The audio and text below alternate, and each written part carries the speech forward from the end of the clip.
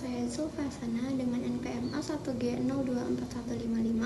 Di sini saya akan membawakan cerpen yang berjudul Langit di Atas Kampus. Langit di atas kampus. Di sebuah halaman kampus, hujan baru saja reda ketika Rani berlari kecil menyeberangi halaman kampus sambil menenteng buku yang hampir basah.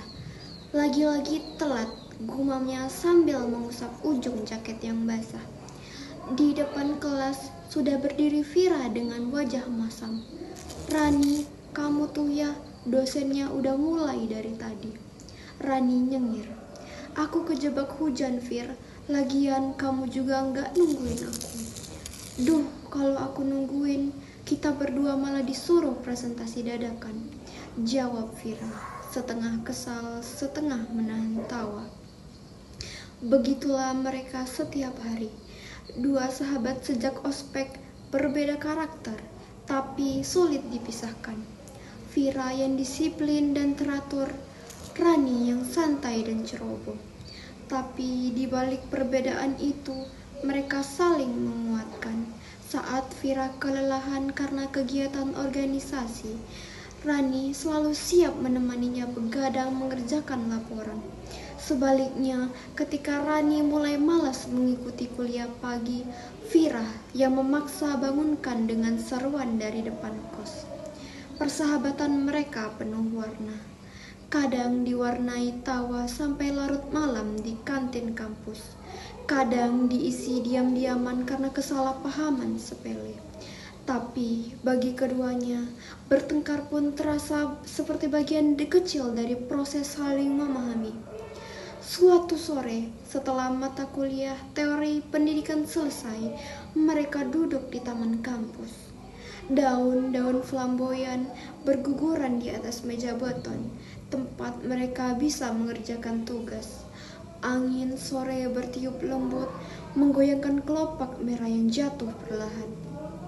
"Rani, kamu sadar gak semester ini kita udah makin jarang nongkrong bareng," kata Vira pelan.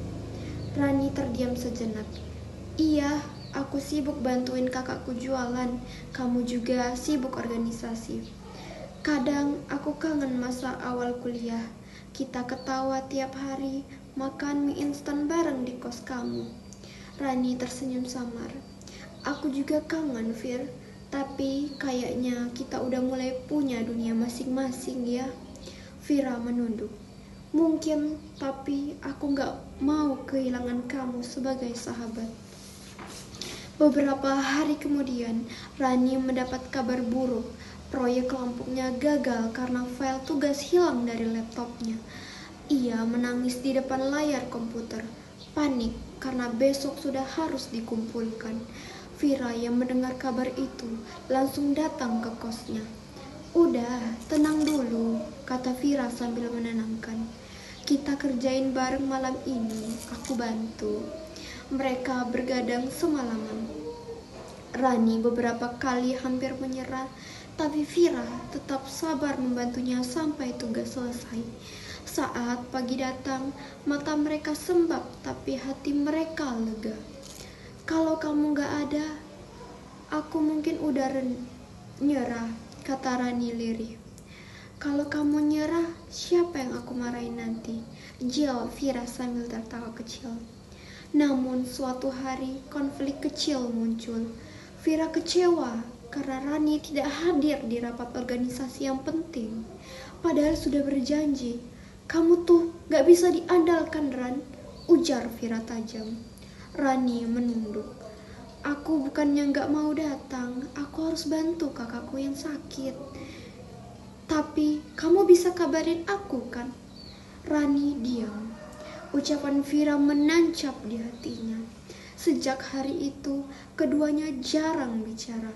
Suasana kampus terasa sepi tanpa canda mereka. Beberapa hari berlalu, Vira mulai merasa bersalah.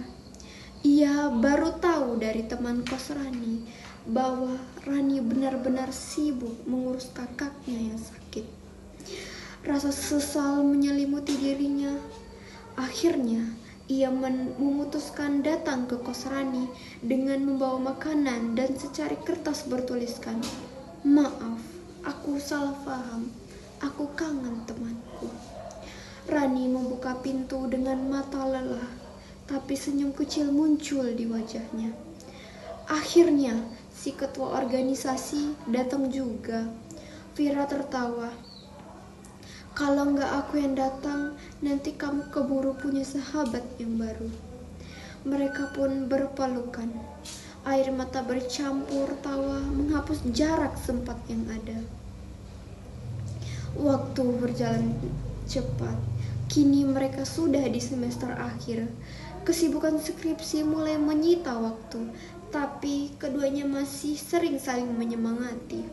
Kadang mereka duduk di perpustakaan berjam-jam, saling membantu mencari referensi, atau sekedar menyeruput kopi saset di bawah pohon besar dekat gedung fakultas. "Ran, aku takut setelah lulus kita gak bakal sering ketemu lagi," ucap Vira suatu sore. Rani menatap langit jingga.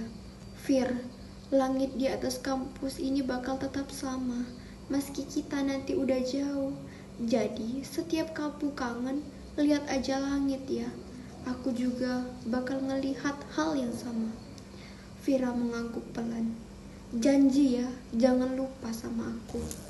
"Mana bisa lupa, kamu kan satu-satunya orang yang pernah marahin aku, tapi tetap mau bantu aku tiap kali gagal," jawab Rani sambil tersenyum.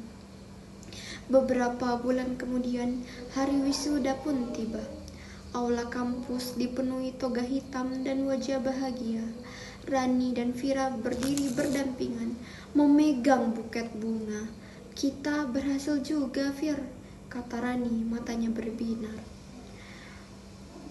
Vira menatapnya dengan bangga. "Iya, kita berhasil. Tapi aku sedih juga. Setelah ini kita gak bakal tiap hari bareng lagi." "Tenang, Vir. Kita udah janji sama langit. Ingat," Rani menunjuk ke atas. "Selama langit masih sama, kita juga masih sahabat." Setelah wisuda, mereka berpisah untuk mengejar mimpi masing-masing.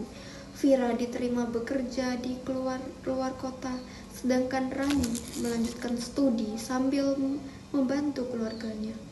Meski jarak memisahkan, mereka masih sering saling berkabar.